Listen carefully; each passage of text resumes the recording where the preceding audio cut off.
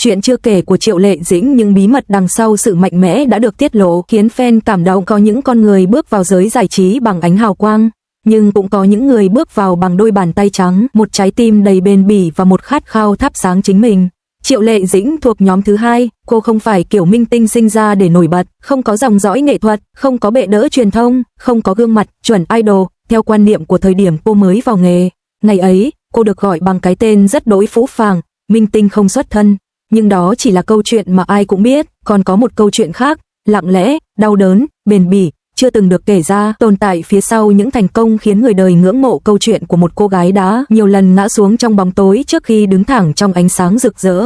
Đó là câu chuyện của Triệu Lệ Dĩnh, con người thật, cảm xúc thật, nỗ lực thật. Trước khi trở thành minh tinh hạng A, Triệu Lệ Dĩnh là một cô gái hoàn toàn bình thường ở vùng nông thôn Hà Bắc. Ngôi nhà nhỏ, cánh đồng mênh mông, những con đường đất đầy bụi, những chiều gió lùa qua từng cánh cây, tất cả tạo nên tuổi thơ mà cô từng nghĩ mình sẽ gắn bó cả đời. Cô không nghĩ sẽ nổi tiếng, không nghĩ sẽ đứng trước hàng nghìn ống kính, không nghĩ mình sẽ trở thành biểu tượng. Thuở bé, ước mơ của Triệu Lệ Dĩnh thật giản đơn, được sống một cuộc đời đủ vui, đủ yên, đủ ấm. Nhưng số phận có cách của nó, khi muốn một người phải đi xa, nó sẽ tạo ra những ngã rẽ mà chính người ấy cũng không hiểu vì sao lại phải bước lên. Ai cũng biết câu chuyện rằng Triệu Lệ Dĩnh bước vào nghề sau khi chiến thắng cuộc thi tài năng của Yahoo năm 2006, nhưng ít ai biết rằng cô đã định bỏ cuộc ngay trước vòng chung kết. Lý do không phải vì yếu đuối, mà vì cô không tin mình sẽ thắng. Ngày ấy, cô đứng giữa một dàn thí sinh có ngoại hình chuẩn, có phong thái sân khấu, có gia đình ủng hộ, có giấc mơ lớn, còn cô chỉ là một cô gái đến từ vùng quê, vừa bỡ ngỡ vừa lạc lõng, trong túi không có nổi 100 tệ dự phòng. Đêm trước vòng thi cuối, cô đã nói với bạn hay là mình về, mình không hợp nơi này. Nhưng rồi, chính câu nói này đã khiến cuộc đời cô thay đổi. Nghề chọn người, biết đâu mai là ngày thay đổi cuộc sống của mày thì sao? Triệu Lệ Dĩnh bật cười, cô không tin, nhưng cô đã ở lại. Và ngày hôm sau, khi tên cô được xướng lên trong tiếng hò reo, cô đứng lặng trên sân khấu không phải vì vui, mà vì không hiểu nổi chuyện gì đang xảy ra với cuộc đời mình. Cô đã rẽ sang một con đường khác, con đường mà cô không hề chuẩn bị, nhưng định mệnh đã chọn thay cô. Mọi người thường chỉ nhìn thấy thành công hiện tại, ít người biết rằng thời gian đầu, Triệu Lệ Dĩnh đã chạm đến đáy của sự chán nản và tuyệt vọng. Cô từng nói một câu rất thật khi ấy, tôi không có gì ngoài một cái tên không ai nhớ, không cơ hội, không vai diễn, không tiền, không sự ủng hộ. Có những ngày, cô ngồi một mình trong ký túc xá diễn viên, mở điện thoại xem lại hàng chục lần cảnh thử vai bị loại, rồi tự hỏi mình có hợp nghề này không, hay mình chỉ đang cố bám vào một giấc mơ không thuộc về mình. Thậm chí, cô từng có ý định bỏ nghề về quê, làm một công việc bình thường và chấp nhận cuộc sống an phận. Nhưng rồi mỗi lần đứng trước quyết định rời bỏ, cô lại nghĩ đến thực tế, mình đã đi quá xa để quay lại. 3 năm, 4 năm, 5 năm, cô đã đánh đổi cả tuổi trẻ cho một con đường không hề trải thảm. Và cô tiếp tục bước. Có chuyện này, Triệu Lệ Dĩnh chưa bao giờ kể ra, nhưng những người làm trong giới đều hiểu. Thời đầu, cô bị xem thường rất nhiều, vì quê mùa, vì không có xuất thân, vì không có ngoại hình, đại mỹ nhân, theo chuẩn màn ảnh lúc bấy giờ.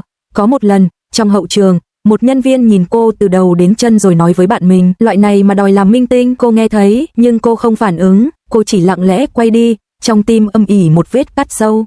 Nhưng chính những câu nói ấy lại trở thành động lực khiến cô không bao giờ cho phép bản thân dừng bước. Rồi vai Sam Sam đến, rồi Hoa Thiên Cốt đến, nhưng trước tất cả những danh tiếng đó, trước những thành công vang dội ấy, là một Triệu Lệ Dĩnh không ai biết, từng khóc trong bóng tối, từng run rẩy trước ống kính, từng phải cố gắng nhiều gấp đôi người khác để được nhìn thấy. Và cũng chính từ những nỗi đau nhỏ nhất, cô tạo nên sức mạnh lớn nhất. Những bí mật đằng sau sự mạnh mẽ, tình yêu, nỗi cô đơn và khoảng trống sau ánh hào quang. Nếu phần 1 kể về hành trình từ vùng quê lên ánh sáng, thì phần 2 là những điều nằm sâu hơn, những điều Triệu Lệ Dĩnh không bao giờ nói, nhưng ai đủ tinh tế đều nhìn thấy. Bởi vì, người phụ nữ kiên cường nhất, thường là người đã chịu nhiều tổn thương nhất. Có một điều mà người đời hiếm khi hiểu, Triệu Lệ Dĩnh không mạnh mẽ bẩm sinh, cô chỉ học cách mạnh mẽ để không ai có thể làm tổn thương mình thêm lần nữa.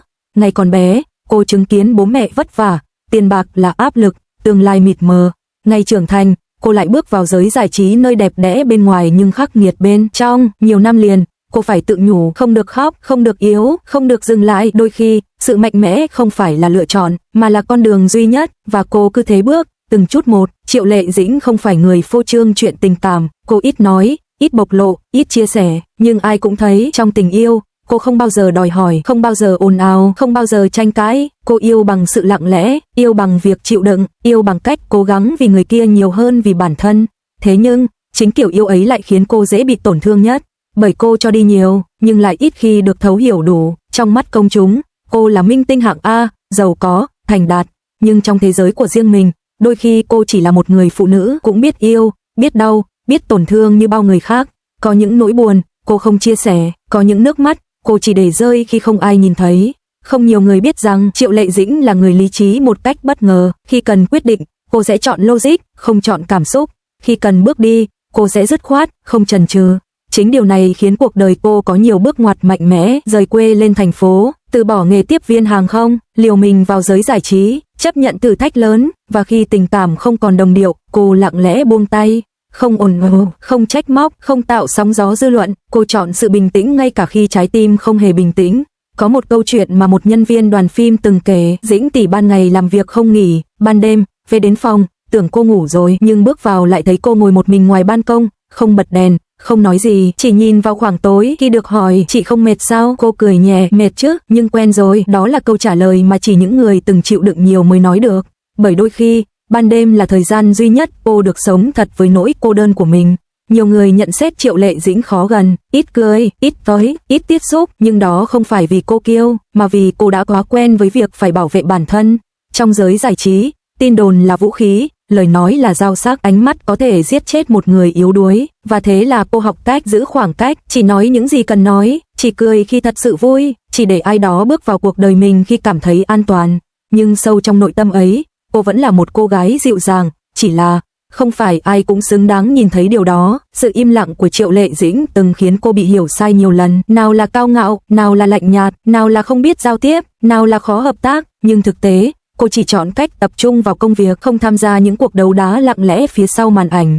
Cô từng nói một câu rất thật lòng, mọi người nghĩ gì về tôi, không quan trọng bằng việc tôi đang sống thế nào. Đó chính là điểm khiến cô khác biệt, không giải thích, không tranh luận, không phản bác, cô dùng thời gian để chứng minh, và cuối cùng, thành công đã nói thay mọi lời. Đằng sau những giải thưởng, những vai diễn để đời, những lần đứng trên sân khấu rực rỡ, là một khoảng trống không phải ai cũng hiểu. Khoảng trống của người luôn phải tỏ ra mạnh mẽ, khoảng trống của người không được phép sai, khoảng trống của người lúc nào cũng bị nhìn bằng chiếc kính phóng đại. Và đôi khi trở về nhà, cởi bỏ lớp áo minh tinh, Triệu Lệ Dĩnh chỉ là một người phụ nữ bình thường, thích nấu ăn, thích trồng cây, thích xem phim hoạt hình, thích chơi đồ chơi cùng con, và thích một cuộc sống yên bình mà nhiều năm qua khó đạt được.